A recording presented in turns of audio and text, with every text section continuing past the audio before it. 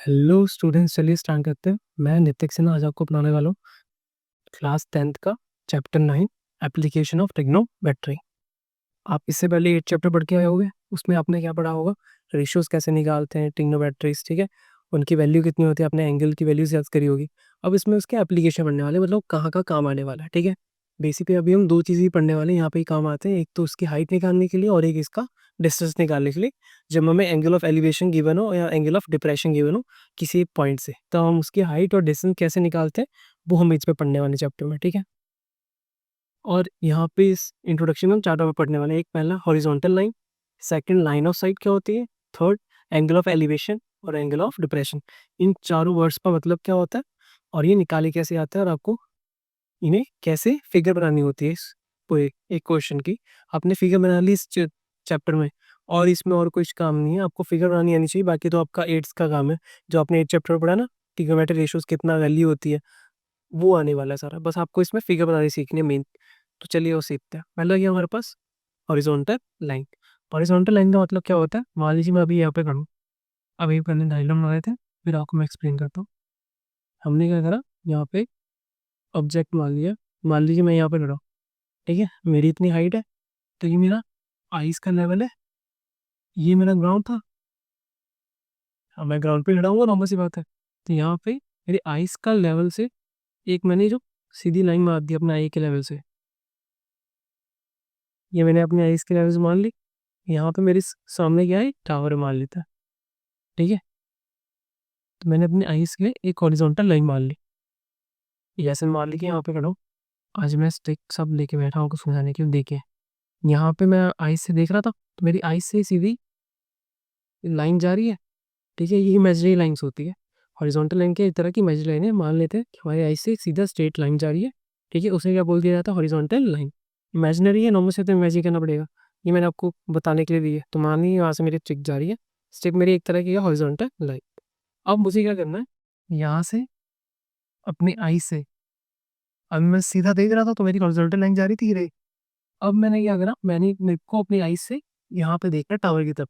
तो मेरी जो आई की, जो मैं सीधा देख रहा था रे मेरी, मान लीजिए पहले मैं सीधा देख रहा था तो यहाँ से एक वहाँ तक जा रही थी। अब मैं ऊपर देखूंगा तो मेरी आई से लेके उस टावर तक एक थ्रेड जाएगा। मान लीजिए अपनी यहाँ से वहाँ तक रस्सी बांधी हुई है, तो आपको ये ऐसे दिखेगा कुछ, यहाँ से एक थ्रेड जा रही है जो इन दोनों को ज्वाइन कर रही है। तो इसी लाइन को क्या बोल दिया जाता है? Line of site.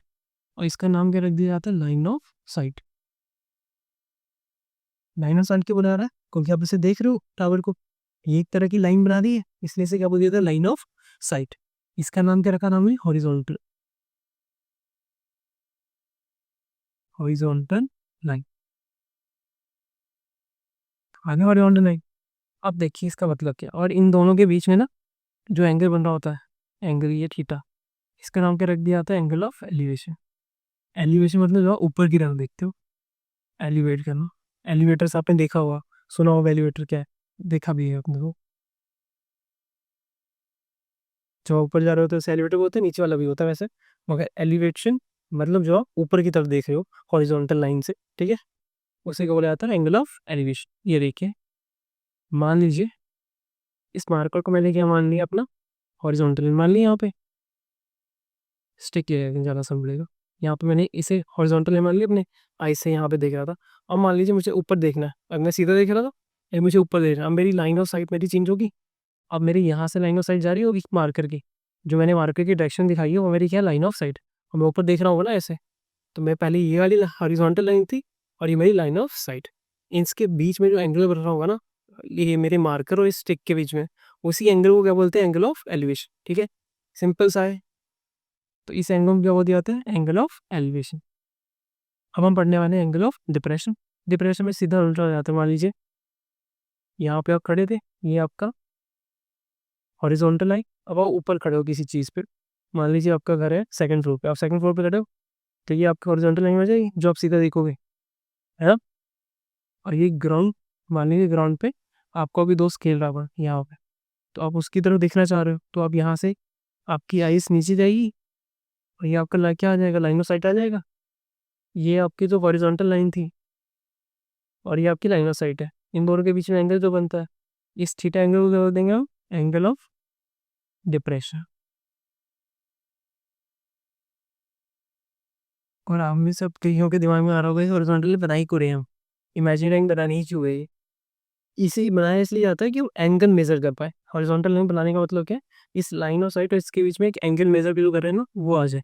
यहाँ पे भी हमने हॉरिजॉन्टल लाइन क्यों बनाई थी कि हम अपनी इसकी लाइन ऑफ साइट और इसके बीच में एक एंगल बना रहे। एंगल हॉरिजॉन्टल लाइन से मेजर करा जाता है, इसलिए यहाँ पे हम एंगल बना रहे हैं। ठीक है, अब आपको इसके बाद भी ना समझ में आता, आपको एक एग्जांपल देता हूँ, आपको उससे पक्का समझ में आ जाएगा। मान लीजिए आपका दोस्त, आप आप एक 10th फ्लोर की बिल्डिंग पे रहते हो, आपके सामने आपका दोस्त रहता है, आप सेकंड फ्लोर पे रह रहे हो, तो अभी जहाँ पे रह रहा है सेकंड फ्लोर पे। ठीक है, तो आपने अभी उसे देख रहे हो, आप अपने दोस्त को सामने जो आपके सेकंड फ्लोर पे रहता है।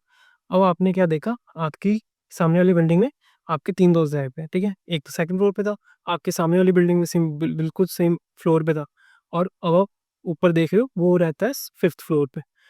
पहले आप इससे बात कर रहे थे, अब आप उससे बात करना चाह रहे हो, तो आपका जो हेड की मूवमेंट होगी और आइस की मूवमेंट ऊपर जाएगी यहाँ से वहां तक। तो इसके बीच में जो एंगल आने वाला है ना, जो आप पहले आप सेकंड फ्लोर वाले को देख रहे थे और अब आप फिफ्थ फ्लोर वाले को देख रहे हो, अपने दोस्त को, तो उनके बीच में जो एंगल का डिफरेंस आएगा ना, यहाँ पे जो एंगल आएगा इन दोनों के बीच में जो आप देख रहे थे, इसी एंगल को क्या बोला जाता है, एंगल ऑफ एलिवेशन।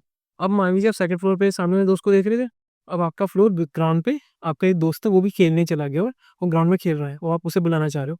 तो पहले आप सीधा देख रहे थे, अब आप कैसे देखोगे, नीचे की तरफ। तो आपकी लाइन ऑफ साइट क्या बन जाएगी, अब ऐसी बन जाएगी, ये वाली। तो यहाँ पे मार्कर और स्टिक के बीच में जो एंगल बनने वाला है, नीचे की तरफ बन रहा है, यहाँ से हॉरिजॉन्टल से लेके यहाँ तक जा रहा है, तो इस वाली एंगल को क्या बोलते हैं, एंगल ऑफ डिप्रेशन। यही होता है। तो हमने यही सीखना था कि यहाँ पे, ठीक है। अब मुझे लगता है, उम्मीद है ना आपको ये सामने आ गया होगा। कभी कभार हम अपनी हाइट को क्या कर लेते हैं, निगलेक्ट कर लेते हैं, ठीक है, क्योंकि बहुत ज़्यादा बड़ी हाइट मेजर करनी हो इसकी वजह से। जैसे मान लीजिए आप, मैंने टावर ले लिया एक, यहाँ पे बहुत बड़ी बिल्डिंग है मान लीजिए, तो यहाँ पे हम क्या मान लेते हैं, ग्राउंड फ्लोर पे ही अपने आप को मान लिया जाता है, क्योंकि आपकी हाइट उसके सामने निगलेक्ट हो जाती है ना, इसकी वजह से निग्लिजिबल होगी, ना के बराबर, 2 मीटर कहाँ, वो 100 मीटर के आसपास, तो निगलेक्ट कर दिया जाता है। आपको कैसे बोला जाता है क्वेश्चन में, मान लीजिए आपका एक ग्राउंड फ्लोर पे आपका एक पॉइंट है, ठीक है, ये आपका टावर था, टावर से लेके यहाँ तक का डिस्टेंस कितना दिया होगा आपको, मान लीजिए 40 मीटर, या टावर से 40 मीटर दूर खड़े हो, और उस 40 मीटर दूर खड़ने के बाद आपने इस टावर को देखा, तो आपका जो एंगल ऑफ एलिवेशन बन रहा था इसके टॉप के सब टावर के, वो कितना आ रहा था आपका, 60। तो ये एंगल ऑफ एलिवेशन आपको बोल दिया से, तो एंगल ऑफ एलिवेशन हो तो कहाँ जाओगा, ऊपर की तरफ, टावर के टॉप के साथ आपको बताया होता है कुछ में किसके साथ नजर, यहाँ पे 60। सेम केस ले लेते हैं, मान लीजिए आप सामने एक बिल्डिंग में खड़े हो, और एक सामने आपकी एक बिल्डिंग है, इसे रेस कर लेते हैं। सामने यहाँ पे आपकी एक टावर है, ठीक है, यहाँ पे क्या करा मैंने, ये तो आपका ग्राउंड आपके नीचे मैंने बनाया, ये भी आपका क्या है, ग्राउंड। अब आपने क्या करा, यहाँ से हॉरिजॉन्टल लाइन मारनी मैंने, एक एंगल मेजर करने के लिए। आप अपने यहाँ से जो आप बिल्डिंग में खड़े थे, बिल्डिंग के टॉप से आपने टावर के फुट पे देखा, ठीक है, तो यहाँ पे आपका क्या आ जाएगा, लाइन ऑफ साइट आ जाएगी, और इस हॉरिजॉन्टल लाइन और इस लाइन ऑफ साइट में जो एंगल बनता है उसी का वो दिया जाता है एंगल ऑफ डिप्रेशन। ये एंगल ऑफ डिप्रेशन आपको कितना दिया होगा, मान लेते हैं 45। तो ये ऐसे बनते हैं क्वेश्चन आपके। ये तो आपका होंगे एंगल ऑफ डिप्रेशन आपकी बिल्डिंग के टॉप से टावर के फुट तक। अब आपको मान लीजिए यहाँ पे एक एंगल ऑफ एलिवेशन दे दिया, कि अब आप क्या कर रहे हो, बिल्डिंग के टॉप से टावर के टॉप तक देख रहे हो, तो यहाँ पे क्या आ जाएगी, लाइन ऑफ साइट आ जाएगी, लाइन ऑफ साइट आ गई। अब ये हॉरिजॉन्टल लाइन पहले से बनी हुई थी, तो इसके साथ क्या एंगल आ जाएगा यहाँ पर आपका, मान लेते हैं यहाँ पे थीटा एंगल दिया हो, 60 दिया होता आपको ये, तो ये वाला एंगल क्या बन जाएगा आपका, एंगल ऑफ एलिवेशन, और ये वाला एंगल क्या था आपका, एंगल ऑफ डिप्रेशन। ठीक है, यही होता है आपका पूरे चैप्टर में, आपको यही करना है, angle of elevation, angle of depression निकालना। आपको वैसे वो गिवन होगा और करके निकालने के बोल देते हैं, और आपको उसकी हाइट और डिस्टेंस निकालनी पड़ी। इसके बाद तो सिंपल टेक्नोमेट्री जो आपको लगानी है, ठीक है, वो हम क्वेश्चन में देख लेंगे कैसे आता है। क्वेश्चन करने वाले हम एग्जांपल 3 करने वाले हैं, ठीक है, उसी एक्सरसाइज का एग्जांपल 3 करें। अच्छा क्वेश्चन है, आपको इससे समझ में आ जाएगा हमने इस फिगर कैसे बनानी है और क्वेश्चन कैसे करना है, ठीक है। इसमें आपको क्या बोला हुआ है, आपको स्क्रीन पे क्वेश्चन दिख रहा होगा। An observer 1.5 metre tall is 28.5 metre away. हमने क्या करा, एक ऑब्जर्वर बना लिया, एक यहाँ पे ग्राउंड बना लिया पहले, मैंने यहाँ पे ग्राउंड बना लिया पहले, ठीक है, और ऑब्जर्वर ग्राउंड पे खड़ा हुआ है, और ग्राउंड से उसकी हाइट कितनी दी हुई है अपने को 1.5, तो इसे क्या मान लेंगे हम 1.5 मीटर दी हुई है, तो यहाँ से यहाँ तक का मैंने क्या मान लिया ऑब्जर्वर, जो इसे ऑब्जर्व कर रहा होगा, और ये उसका टॉप है, ठीक है, arrow is 28.5 metre away from the chimney. यहाँ पे हमने क्या बना लिए, रुक जाइए सीधी लाइन मारते हैं चिमनी की, यहाँ पे हमने बनाई चिमनी, सीधी तो अभी भी नहीं बची, ठीक है, अब थोड़ी सी अच्छी, ये चिमनी का टॉप, ये चिमनी यहाँ से इसका फुट है चिमनी का, तो इसे मान लेते हैं ए और इसे मान लेते हैं बी, ए बी, ये फुट आपका जहाँ पे ऑब्जर्वर खड़ा था, ये चिमनी का फुट, ठीक है, इनके बीच में डिस्टेंस कितना दिया हुआ अपने को 28.5 मीटर, ठीक है, अपने को ये हाइट दी हुई है, ये डिस्टेंस दिया हुआ है। इसके बाद हमें क्या बोला हुआ है, the angle of elevation of the top of the chimney from her eye is 45 metre. अब हमें स्पेसिफाई कर दिया ना कि आई से हमारा 45 एंगल ऑफ डिग्री एलिवेशन है, तो हम यहाँ से क्या बना लेंगे, ये हमारे पास क्या हॉरिजॉन्टल लाइन है कि मैंने आपको बताया था, आई से जो आपका लेवल होता है एंगल मेजर करने के लिए सिंपल हम एक हॉरिजॉन्टल लाइन बनाते हैं, इमेजिनरी लाइन, तो हमने लाइन मार दी यहाँ पे हॉरिजॉन्टल। अब यहाँ से लेके यहाँ तक इसका एंगल ऑफ एलिवेशन कितना बताया गया आपको 45, तो हम यहाँ से क्या बना लेंगे, लाइन ऑफ साइट मान लेंगे,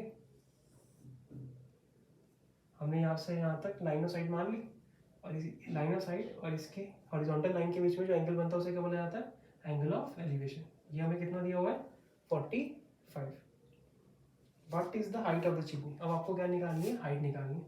इसे ए भी मान लिया, इसे सी और डी मान लेते हैं, और इसे मान लेते हैं हम ई, हमने लेट कर लिया सारी पॉइंट।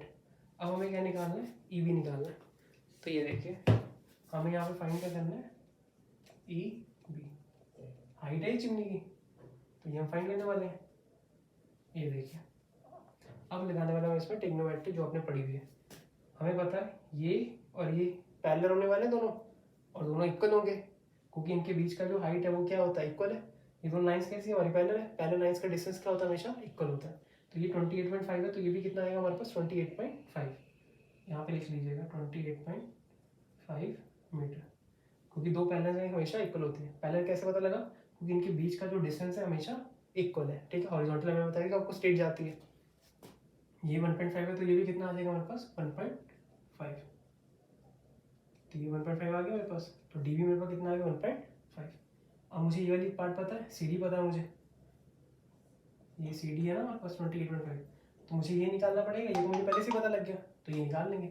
अब यहाँ पे क्या लगा सकते हैं, आपको दिख रहा होगा ये एंगल के सामने वाली साइड क्या बन जाती है, परपेंडिकुलर, एंगल के सामने वाली साइड परपेंडिकुलर, एंगल के ये तो पता ही है, ये तो 90 बन रहा है ना यहाँ पे, तो 90 के सामने वाली साइड हाइपोटेन्यूज, और ये सी डी क्या बन जाएगा हमारे पास बेस।